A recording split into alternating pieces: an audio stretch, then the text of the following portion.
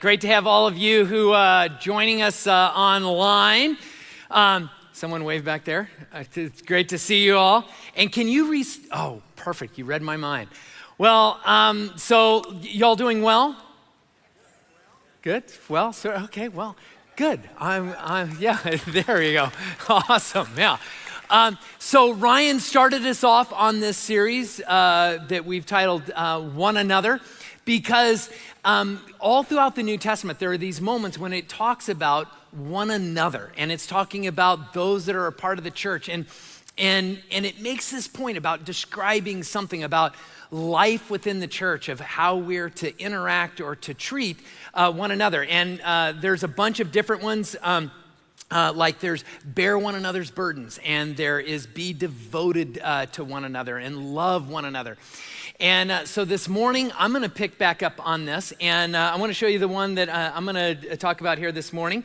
It's found in Romans chapter 16, and we'll look at a few of them, but Romans chapter 16, starting in verse 16. It says this: greet one another with, there it is, a holy kiss. Yeah. And this is not just a one, and y'all look a little nervous.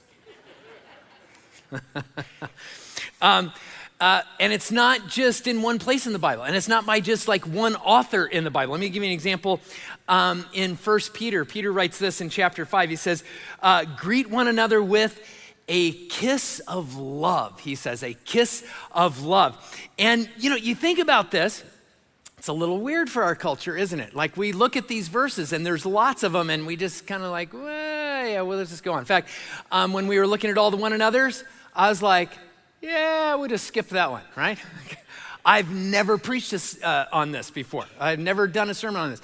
Probably most of you have never heard a sermon on like the one another's, on kiss one another with a holy kiss, right? Not a lot of sermons out there. And Ryan looked at a couple of things. He goes, well, there's actually some stuff behind all of this. And Stacy and Seth chimed in and started looking at this stuff. And I was like, wow, there could be an actual sermon on this thing. We should look at this. Because you keep running into this again and again. Let me give you another example here. This is in 1 Thessalonians chapter 5, verse 26. It says this: greet all God's people, not just like in a local place here or there, but it's like greet all God's people with a holy kiss. Like, wow, man. So turn to the person next to you. No, don't do that. It's kind of strange. It just, like you see all of these places.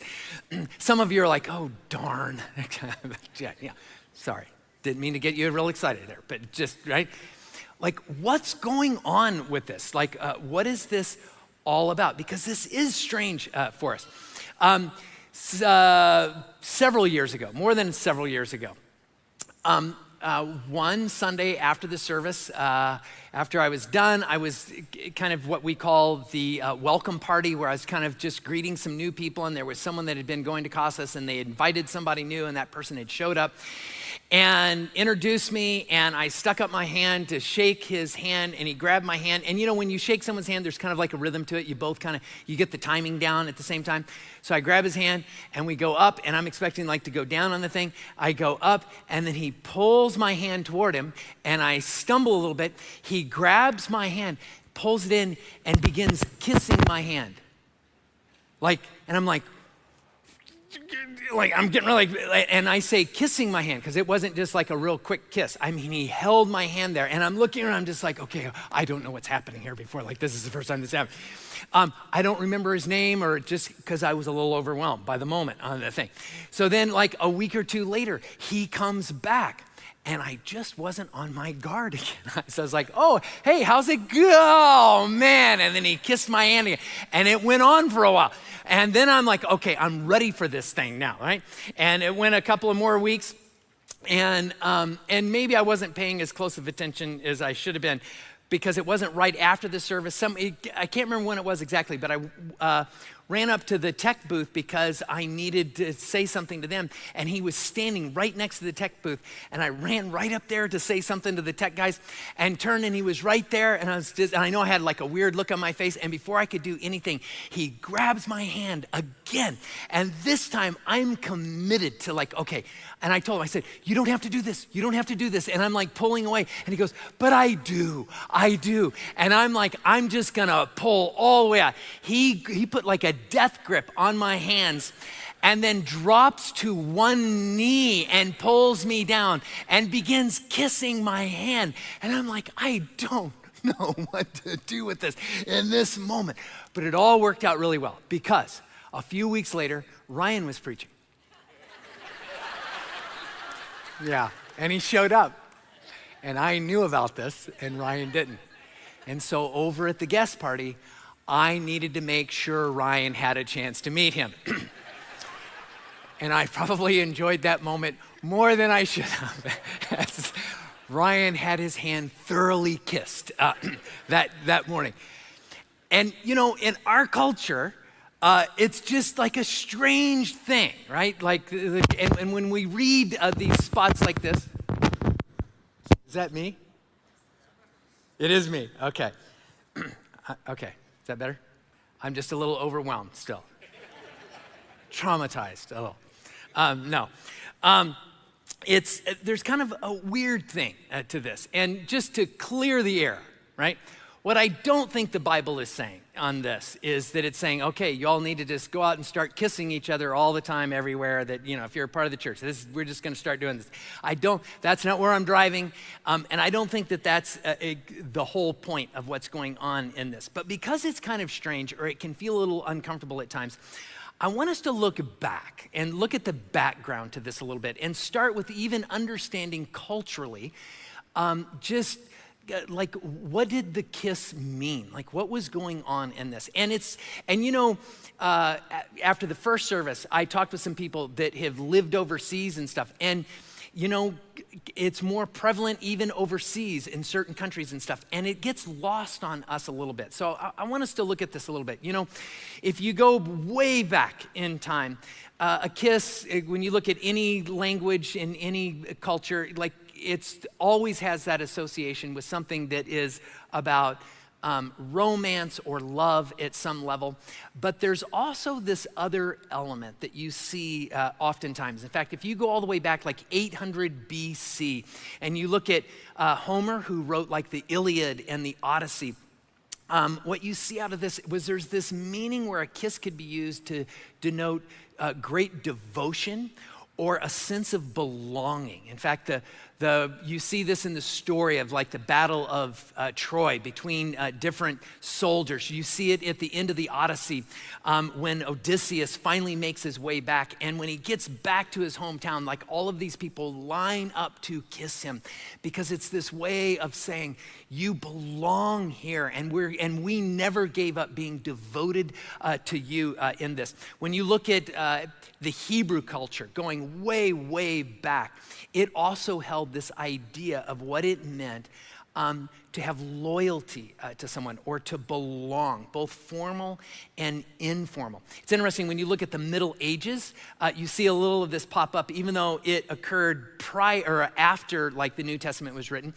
You see this thing with knights, like when we think about, you know, like the classic thing in the Middle Ages where you think about knights. Oftentimes, knights would sign these contracts about providing protection. And the idea was like, I will belong to you. I will protect you as if you are like my own family or kin. And usually they would sign one of these contracts and it would last for a year, but this is the commitment. And so to seal the contract, before they would sign it, to seal the contract, they would kiss. Like these two men would kiss after signing this contract. Interesting thing in this, not that it pertains to what the Bible says here, but I'll just throw it out. It's a freebie. Oftentimes, because they didn't, very few people knew how to read or write, how would they sign their name? With an X. So they would kiss to seal the contract and then oftentimes just put an X on the contract. So think about a moment where maybe even you wrote a little note to someone you loved and you put like an X at the bottom to signify a kiss, that goes back to medieval times about when they would kiss to seal a contract, okay? Now, back to the first century. If we go back to the first century, in the time when the New Testament was written, it was interesting. It took on this meaning. You kiss someone it was symbolic of that they were acceptable to you. So not just belonging, but acceptable to you. The Egyptians would not kiss Greeks for religious reasons because they were like, they're not acceptable to us. Like the Egyptians didn't eat beef and the Greeks would eat beef, and they're just like religious, like you're spiritually or religiously unclean and we're not gonna have anything to do with you. The Persians at this time, they reserved the kiss to be this symbolic thing of acknowledging someone of like an equal stature with someone, that you're acceptable to me and I to you because we have the same stature. There's a Greek historian by the name of Herodotus, and he writes this about the Persians on this. He says, if a Persian man meets another on the road, it is easy to see if the two are equals, for if they are, they kiss each other on the lips without speaking. And then he went on and talked about like whether they would bow or a kiss on the cheek or whatever, all these different things. Rome actually, in the first century, actually had come up with laws about kissing. And it was based on who was worthy to receive a kiss because it carried this meaning about who is acceptable, right? Or who belongs. And so it kind of had all of this symbolic meaning that was affirming someone's acceptability. So when the New Testament is talking about this, like greet one another with a holy kiss, it's getting back to this idea. There's something more here with this. Let me illustrate it in this way, just to get a feel for the meaning of it. I want you to think about a time in your life where you showed up someplace and you were like the odd person out, right? Maybe you were invited to some get together. Maybe there was a friend that invited you to something. Maybe it was a work party or something at school, and you showed up. And when you showed up, like maybe the people you knew weren't there, didn't come, or weren't there yet. Do you remember what that was like? Just like there were conversations going on. Maybe people would see you, but they didn't know you, and so you're just kind of standing there, and it's all about the conversations and the connections, and you're just kind of left out. Ever have a moment like that? And it's not like you're in danger. It's not like you're in pain, but I bet it didn't feel very good, did it? Ever go, I'm gonna go get, an appetizer or something, and it's just because I just need something to do to make it look like I'm not someone here who doesn't belong, because right now I feel like I don't belong, right? We've probably all had moments like that. Now I want you to imagine, who is the person you know that if they walked through the door in that moment and locked eyes with you, you're like, it just changes everything. Because they see you and they're gonna call out your name. They see you and they're gonna engage with you. They're gonna ask you questions, right? They're the person, they're gonna use whatever relationships they have in that room, and they're gonna introduce you to other people, and all of a sudden the person that you looked at awkwardly and didn't make eye contact, all of a sudden you're in a conversation with that person and you're finding commonalities and stuff, and it's like that person like took you from a space of not belonging to feeling like, I belong. Remember what that felt like? Like, who was that person? Who would that person be that you would want in that situation? See, that's kind of what this is getting at. And imagine this. What would it be like if you were that person? If you were the person that had the ability to engage someone in a way that brought them into feeling as if now they have a place, as if now they belong. See, if you go back to the first century, oftentimes there's a moment, right, where there's a kiss that is exchanged or a kiss that is given. that would have that effect. It is symbolically saying, you belong, you're acceptable, you have a place here. Right? There's a part of this that on the symbolism of it, it carries something really powerful. So I want you to think about the early church for a little bit, right? The early church had this vision that was put in place by Christ, that the church was to be this place of deep acceptance. There's descriptions of how the church is, we're to be one. We're to be united. There's all of this beautiful language about the idea of who we are to be in this. But when you think about the early church, think about how it started, right? It originally starts as really a small group of Orthodox Jews that become Christians. And at the very beginning, they all would have had that sense of connection and belonging. But remember what happens to the church? Almost right away, the church begins exploding into all of these other different people groups, right? There were Greeks and Persians and Egyptians, and there would have been Romans, there would have been Hellenistic Jews all coming together. And they're bringing all of these differences in it that would have created a clash of cultures, right? So the ideal, right? This beautiful picture of a united church. How do you put that in practice? I mean, it would have been hard for them to even share a meal. Just getting together for lunch would have been a difficulty. Think about this for a second, right? Greeks and Jews would have been okay with eating beef. And the Egyptians would have, they would have found that offensive. And the Egyptians and the Greeks, they didn't have any problems with eating pork, right? And the Jews, they would not have liked that at all. The Greeks didn't even like how anyone sounded when they spoke in their native language, right? There was this running thing going on for centuries with the Greeks that they loved their language so much. And when they heard any other language, and this was kind of the running thing that the Greeks would say, is that when you hear any other language spoken compared to Greek, it sounded just like bar, bar, bar, bar, bar, bar, bar. And they would joke about this to the point that the word barbarian, right? When you think of a barbarian, that comes from the Greeks describing all those other people that speak those other less than languages that just bar, bar, bar, bar, right? And now you're going to get them all together, right? Think about this for a moment. Imagine this. Imagine you grew up in an Egyptian culture. And you are living in the first century, and you moved from somewhere in Egypt just north to the city of Corinth in Greece, and you become a Christian, right? And now you become a Christian, and now you're going to start going to church with this other group of Christians. Chances are that first service you went to might have been held in a synagogue, right? Or at the very least, it would have been in the home of a Jewish leader, and everything about it would have been Jewish. The way they spoke, the way they dressed, everything. Can you imagine what it would be like? And you go in and it's just feeling like, I don't know if I belong to this, right? They're talking about stories from some Hebrew, Old Testament thing that and I don't know the stories, and I kind of feel left out. And they're going, all of these things.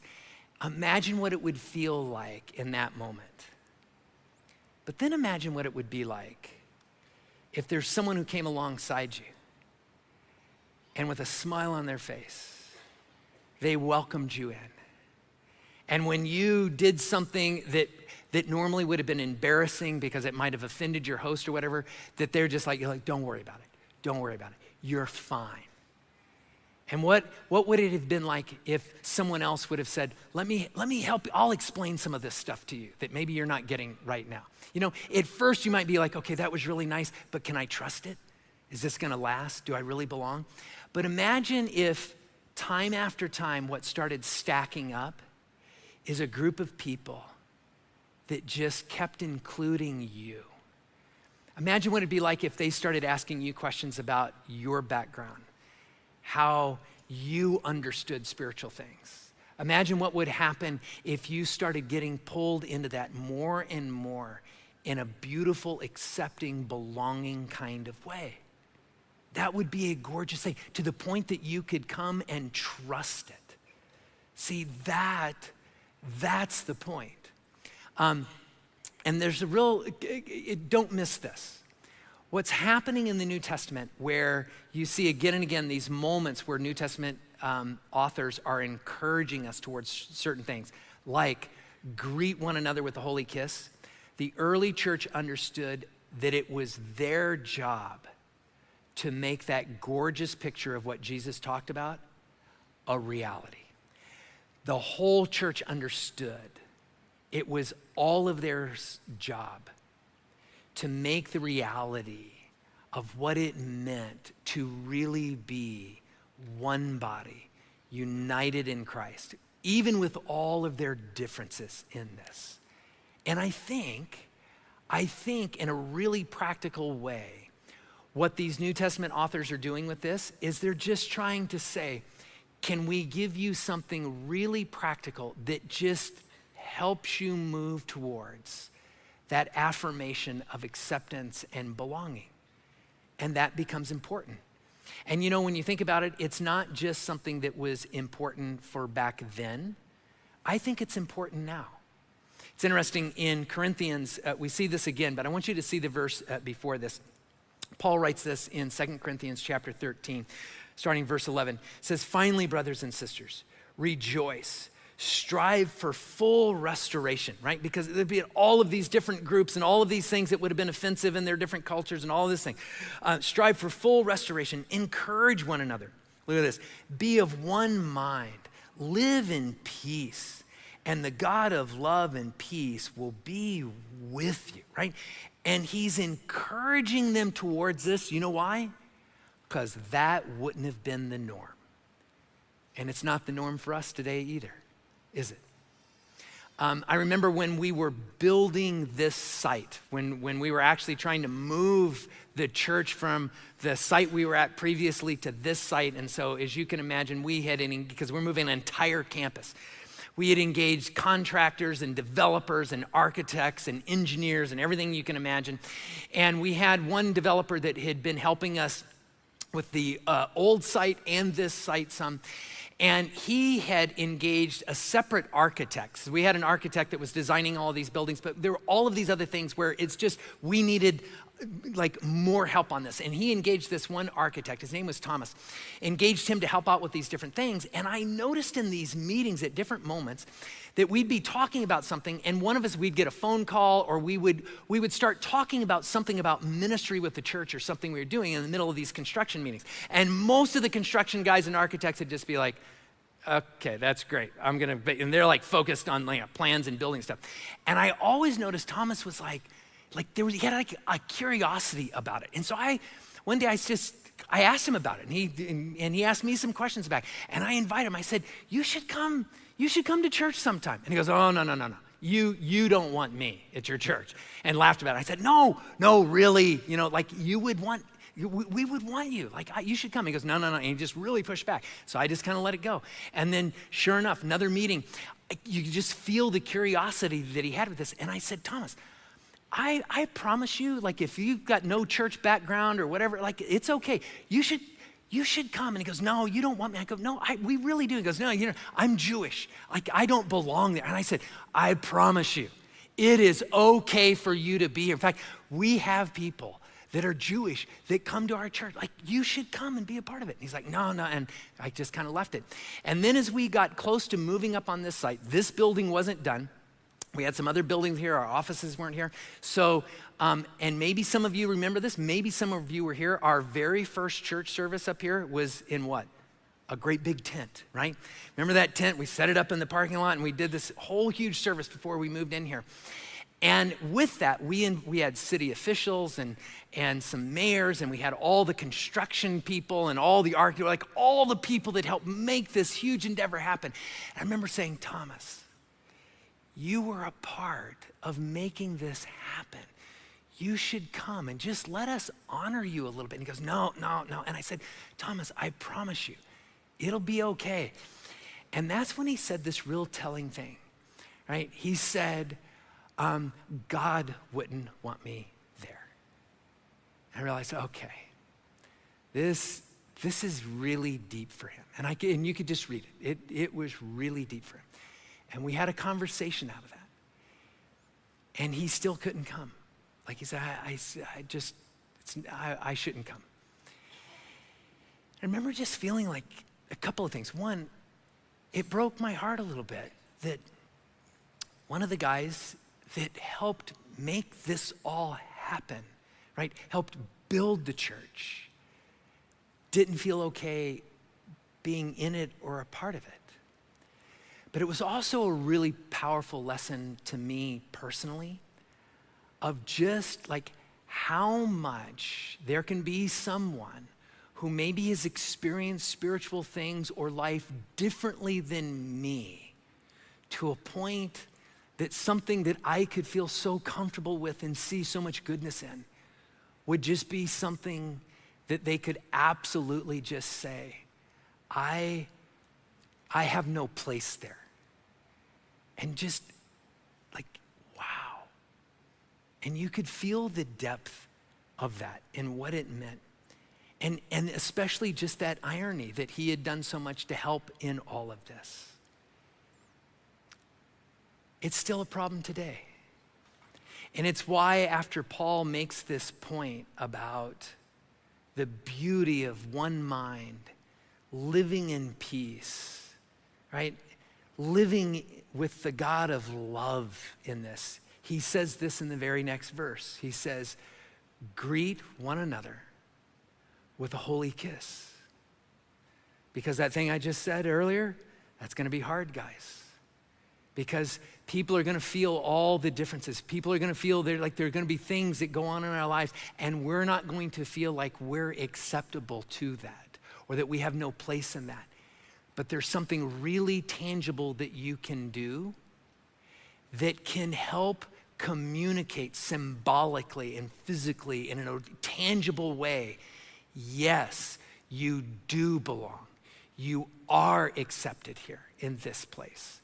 And so I think about our world, and I just think maybe the application for us here is just to realize maybe there are some deliberate things we need to do, right? And again, not saying let's run around and kiss everyone all the time. That might defeat the purpose, right? But what can we do that actually makes this a place where the ideal of unity in the beauty of a community in Christ isn't just a lofty idea, but it's experienced, it's felt, it's something that's tangible, that actually does pull people in a beautiful, beautiful way. And I think about what the New Testament authors say.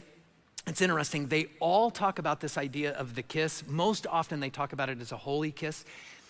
And it's always greet one another. It's always at the beginning. When you get together on the front end, greet one another. And here's why that's important.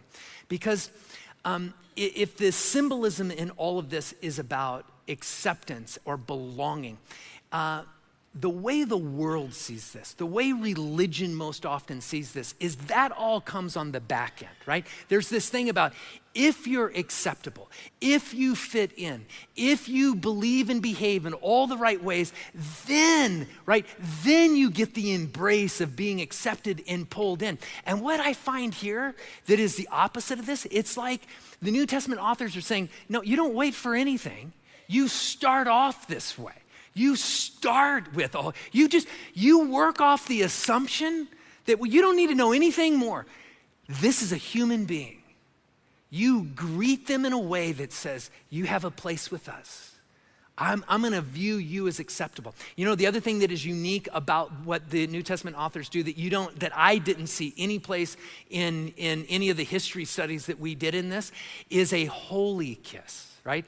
They always talk about it's a holy kiss. It's not just a kiss, it's a holy kiss. What's going on with a holy kiss? Well, you know what I love about this? It's because that sense of affirmation, that sense of affection for, that sense of saying you belong isn't based on what I find acceptable. It's not based on what I think makes you someone who should belong, because it's a holy kiss. It is not based in you or me. If it's holy, it's based in who? Jesus Christ. And so I don't have to worry about it. Jesus gets worried about that.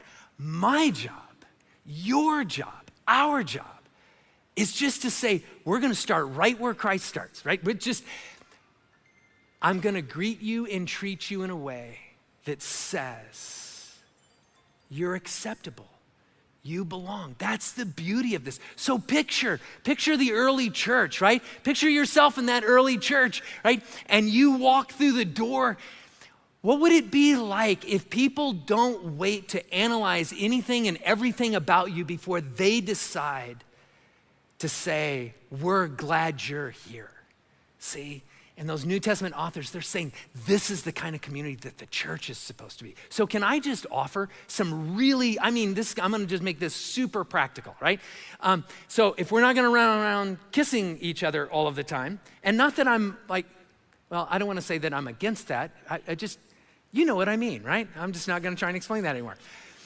What I'm trying to say is there's a practical way to think about this. And I wanna just walk through a couple of things here that are just simple, practical ways to live this out. And it starts with, in our culture here, it's in our words oftentimes. You know, one of the most beautiful things you can say when you see someone here, maybe you've known them for a long time, maybe it's a new person, I'm glad you're here. I'm happy that you're here and present with me. Because that means something, right?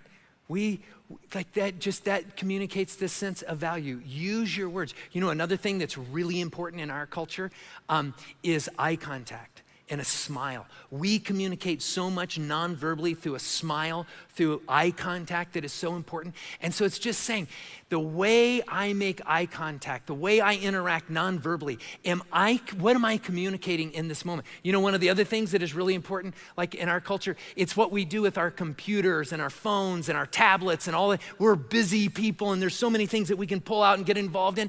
You know, there's something that happens when we get into a conversation or something. And again, it's not like you can never, open up your computer or whatever if you're in a group of people, but there's something about moments when we just say, yeah, those other distracting things, I'm gonna just let those sit and I'm gonna focus on you for a moment.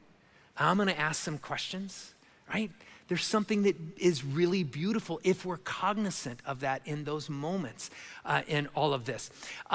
It especially happens like when you think about a new person coming into the church in some moment, right? The difference between making church something that somebody attends and something that somebody is a part of is the interaction that they have.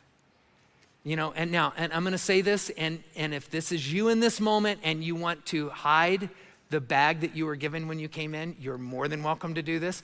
But here's just a thought, you know, when a new person comes onto our campus, if they come across anyone in our guest services thing, we always give them a gift. Every first-time person here gets a gift, a little brown bag where we've got some stuff in there, like we give them a free coffee and some other things in there. And if you just happen to be standing next to somebody who's holding one of those bags, and that's why I say right now, if you're a first-time guest right now and you're like, I want to blend in just a little bit, that's perfectly okay, and you can just hide the bag. You can pull all the stuff out and stick it in your purse or your pockets or whatever and hide the bag if you want. But just know that when you see one of those bags around here, that's someone who's here for the very first time. And you have an opportunity to make your way from wherever you are to wherever they are. And maybe it's the words, I'm glad to see you. Maybe it's to say, hey, I saw the bag and just, but if you're new, welcome. And if you've got any questions about this church or anything, feel free to ask, right? Because what is it that you're conveying in those moments? You know, one of the other powerful things that we all have the ability to do, and it is to connect people to our connections. And this is really important. If you belong to this place for any length of time, right? You walk in this room and there's connections that you have, people that you know. One of the most beautiful things that happens is when there's somebody with very few connections, because they're new here, gets to borrow the connections of you or me. When I say, hey, I want to introduce you to this person that I know and introduce you to this person. It's like they're leaving here with more than they came in with. Like you connected them to a few other people. And there's something so beautiful when someone else does the work to not let you hang there, but actually helps you make a connection because they're using their relationship to make that connection. And you all have the ability to do that. And lastly here, we all have the ability to make the invite.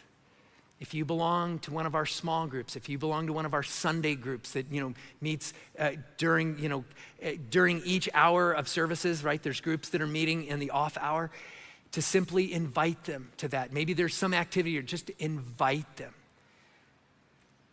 and make it personal.